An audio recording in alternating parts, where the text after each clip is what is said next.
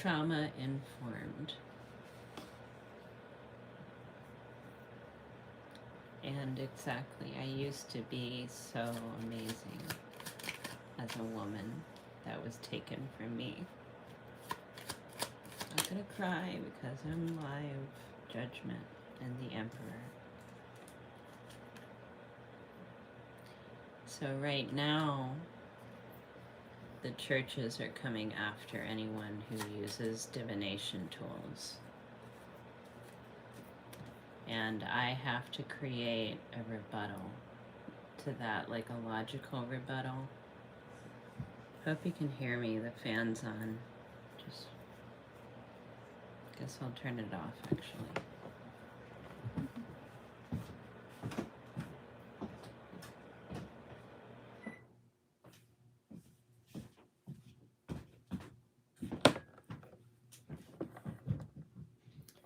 Okay, so the Christians are really not handling the black magic thing too well. And I need to say that because they want to put us all in the same boat. And it's like, no way, man. I'm this because of your people.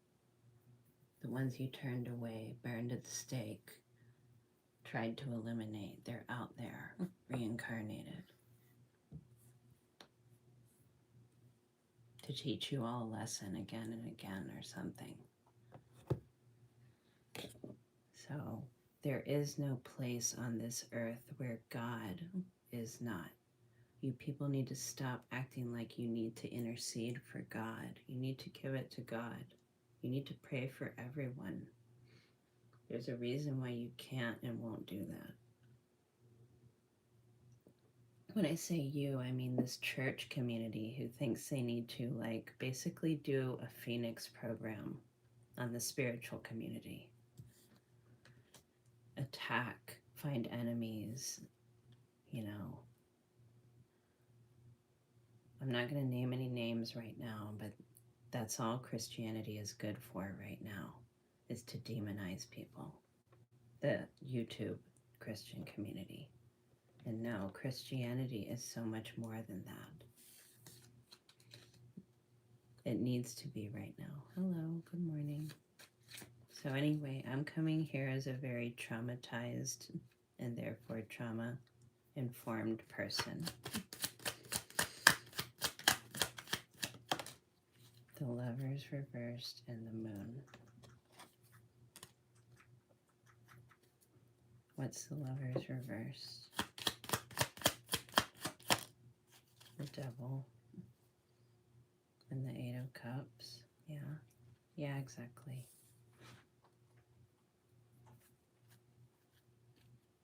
Hello, Sonia. What about this devil? That's the Three of Wands. Yeah, the Eight of Swords reversed. That's a, and the Three of Wands. It's perspective. Oh, okay. Giving someone perspective. That's good. Is that true? Let's see.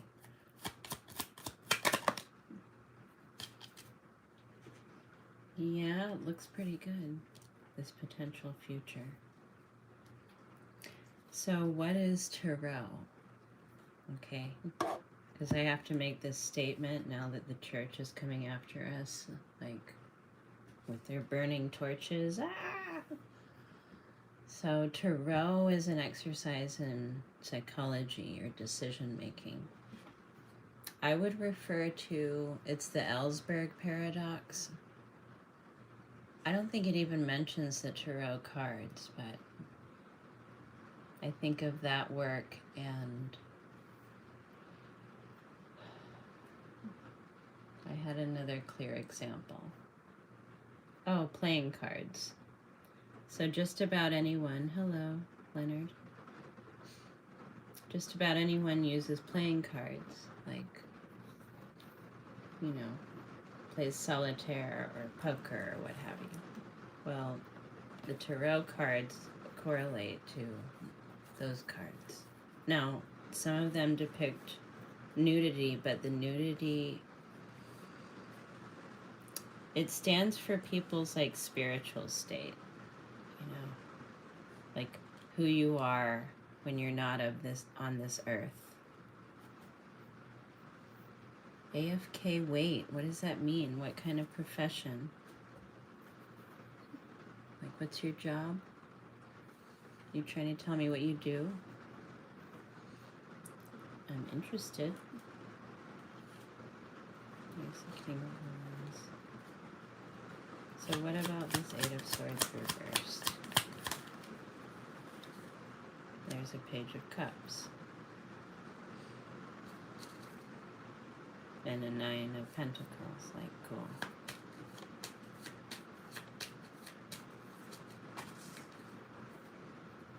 Ten of Swords. And then these fall.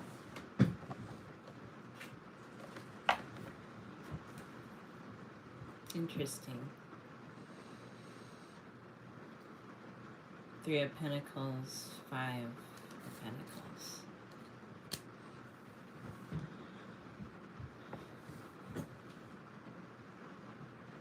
Oh, I know. What's going on with people out there, right?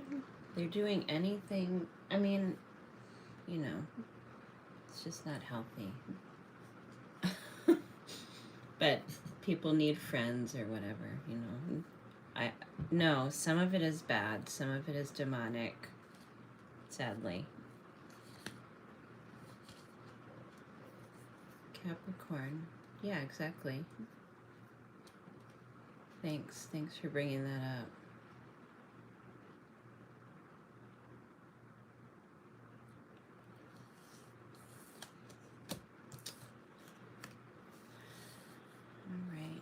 I actually am going to put the cards away at this point. But yes, we're looking at archetypes through the cards. This is psychology. So all this stuff from the churches right now saying what they're saying, they're just time and time and time again, they merely prove their ignorance. And all I mean is, like, learn about the thing that you're demonizing, at least, you know? So, but they're too scared to do that, and then they want to put everyone in the same boat, and it ends up being pretty racist. But here's the thing. The church protects those people from that label. Good morning. Is it El Felino?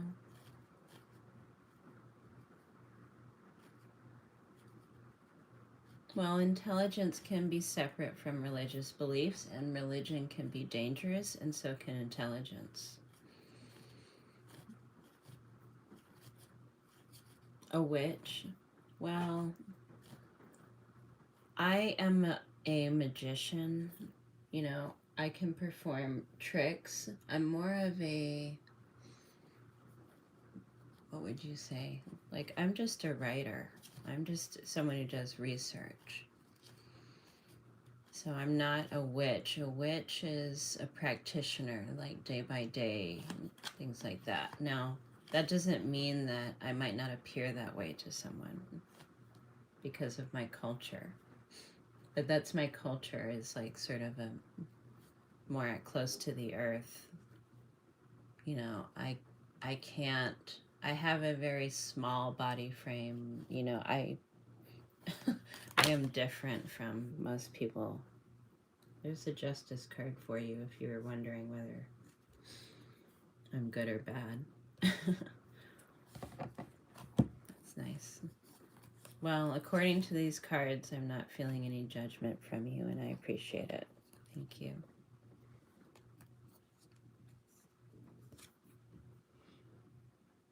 I appreciate that. This is a good little group we've gotten together here. Thank you very much. Thank you very much, y'all. Happy Sunday.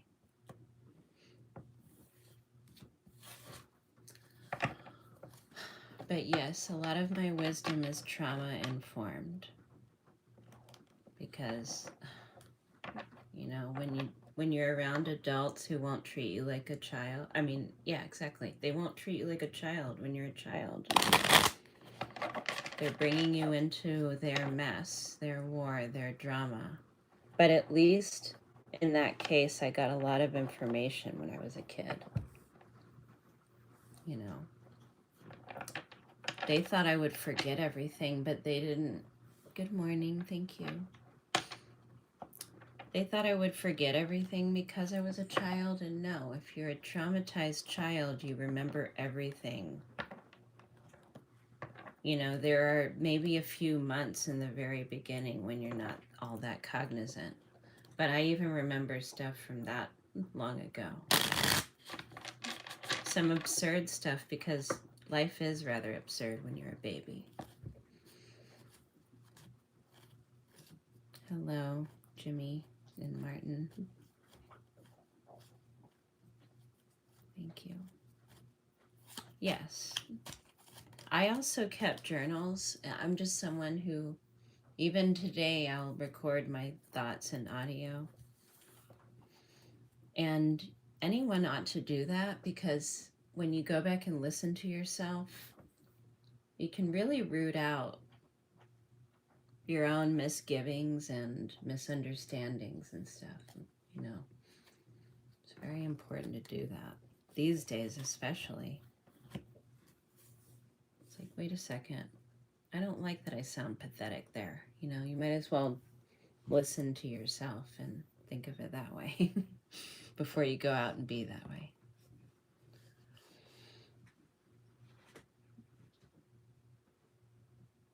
Oh, yeah. Well, you can make recordings just for yourself. I think you would enjoy it. You know, if you ever have a heavy heart on something, you can record it and just listen back to your thoughts. And somehow, for some reason, it gives you perspective.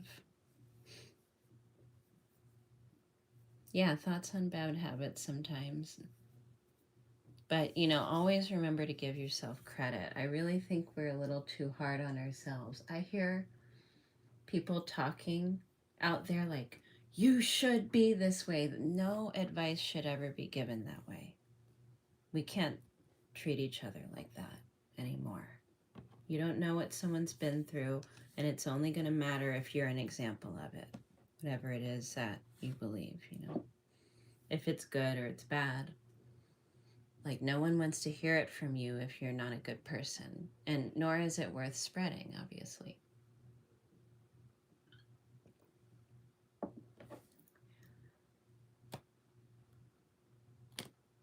Oh, that's good. Yeah, exactly. Don't forget your childhood. You know, when you go over those things, it's really hard to come to terms with what people have done, right? Your parents or other family or friends even. But when you go over it, yes, you become free, but you also are able to forgive them, because you think you can start thinking, right, why did they have to do it like that? Guess they were at a disadvantage too. So yeah, you might think, oh, I don't want to think about that person, but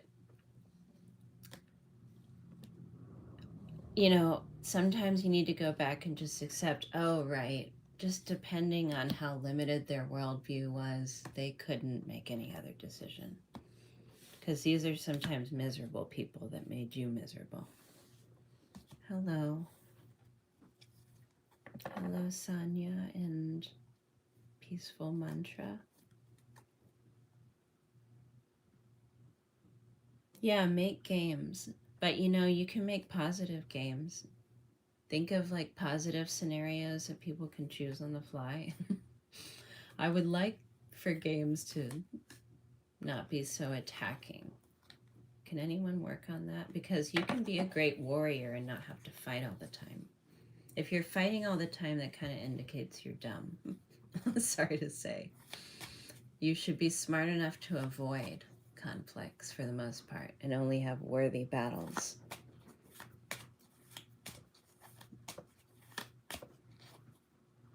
Thank you very much. You have a blessed Sunday. Thanks for stopping in. I have to say,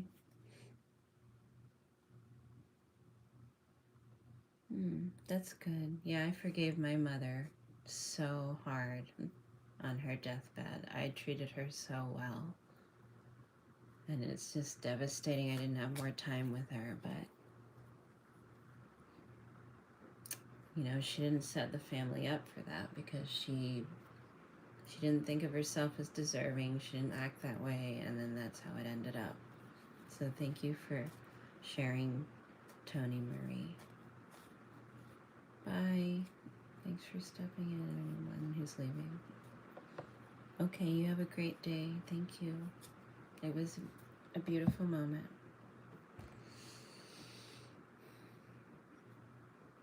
God bless. God bless you all.